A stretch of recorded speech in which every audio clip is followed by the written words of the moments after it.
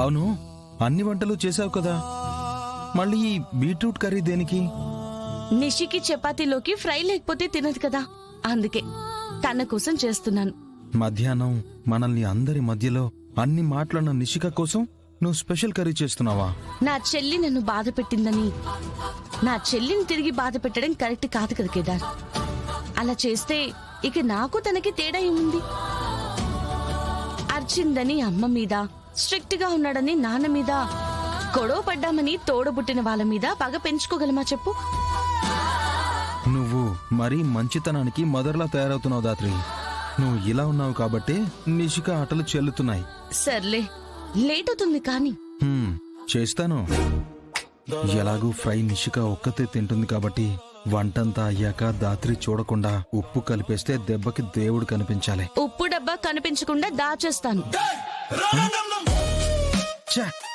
మనశ్శాంతిగా revenge plan కూడా చేసుకోనివ్వడం లేదు.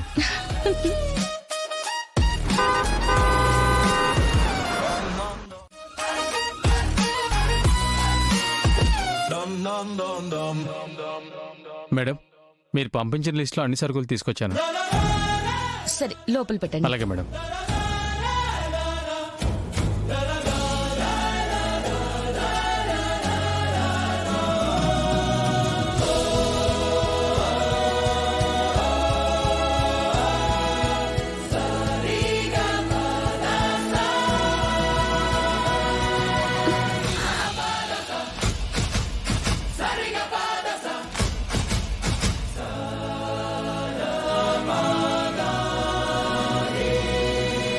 నోటికొచ్చినట్టు తిట్టి కడుపు నిండా తిని పడుకుందామని నా దాత్రిని బాధ పెట్టినందుకు నీకు పనిష్మెంట్ ఇవ్వాలి నిషిక.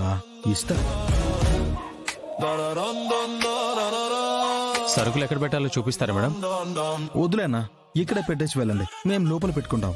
సరే సరే.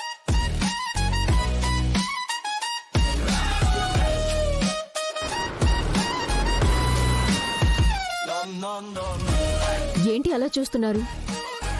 అన్నింటినీ నీట్ గా స్టోర్ రూమ్ లో పెట్టేయండి. పెట్టాల్సింది, పని చేయాల్సింది మీరు నిషిక.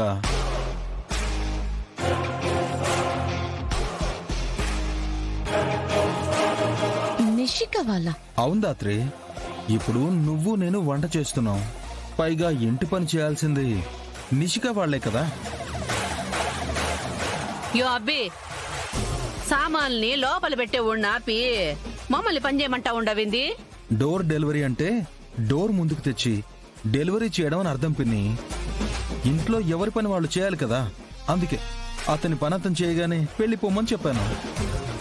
కరెక్ట్ గానే చెప్పాను కదక్క? కరెక్ట్ కేదార్. ఇవన్నీ లోపల పెట్టాల్సింది నిషి వాళ్లే.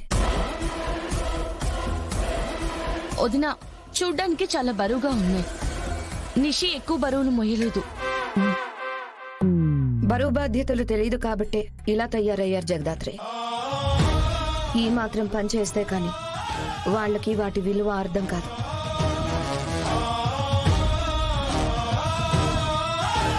ఇదో చిత్తూరు చిలక, ఏందట సుత్తా ఉండవు? ముందుకు రామ్మి, మోటార్ నెత్తిన పెడతా, లోపల పెడదు గాని. యో, నా వయసు ఏంది? నువ్వు చేయమంటున్న పనులు ఏంది? ఆ బరువుకి నా నరాలు చిట్లిపోతే, నా ఎముకలు ఇరిగిపోతే, నా జాయింట్లు జారిపోతే,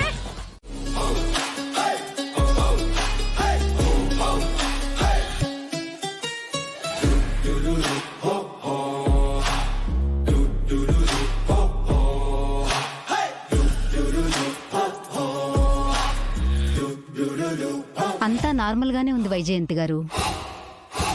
నిషిక హెల్త్ కూడా బాగానే ఉంది. ఎందుకు ఇలా కళ్ళు తిరిగి పడిపోయిందో అర్థం కావటం లేదు. అర్థం కాదు డాక్టర్. ఎందుకంటే నాకు కళ్ళు తిరగలేదు కాబట్టి. మరి కౌశికి గారు, మీరు కళ్ళు తిరిగి పడిపోయారని కాల్ చేసి చెప్పారు. పడ్డానని అనుకున్నారు.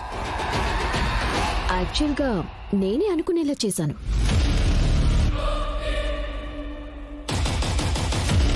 మీరు నాకు ఒక చిన్న హెల్ప్ చేయాలి డాక్టర్ గారు. అంటే ఫ్రీగా కాదనుకోండి, బయటికి వెళ్ళి నేను ప్రెగ్నెంట్ అని, చాలా వీక్గా ఉన్నానని కంప్లీట్ బెడ్ రెస్ట్ ఇవ్వాలని చెప్పాలి. అబద్ధం చెప్పమంటున్నారా? అట్ట ఎందుకు అనుకోవాలమ్మి? ఏదో మాట సాయం చేస్తా ఉండావు అనుకోరాదు. కానీ ఎందుకు అబద్ధం చెప్పమంటున్నారు? మీకు మా నుంచి ఆన్సర్స్ కావాలా, డబ్బులు కావాలా?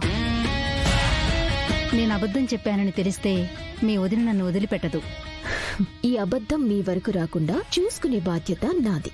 సరే, మీరు పడుకోండి. నేను వెళ్ళి మీ వాళ్ళతో మాట్లాడతాను. Thank you doctor.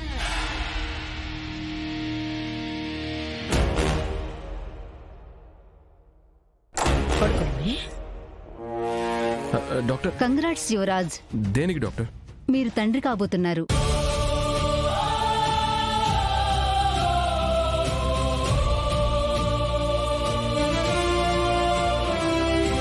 అంటే మా చెల్లెలు ప్రెగ్నెంటా డాక్టర్?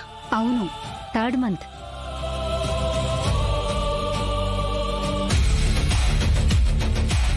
ఎంత మంచి గుడ్ న్యూస్ చెప్పారు.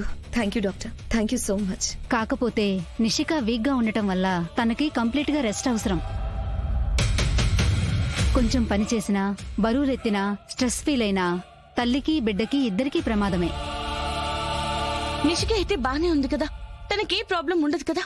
జాగ్రత్తగా ఉంటే భయపడాల్సిన పనేమీ లేదు. తనని జాగ్రత్తగా చూసుకోండి. రెగ్యులర్ చెకప్ చేసుకుంటే ప్రాబ్లం ఏమీ లేదు. ఓకే డాక్టర్, జాగ్రత్తగా చూసుకుంటా. రెగ్యులర్ చెకప్ కోసం నేనే ఇంటికి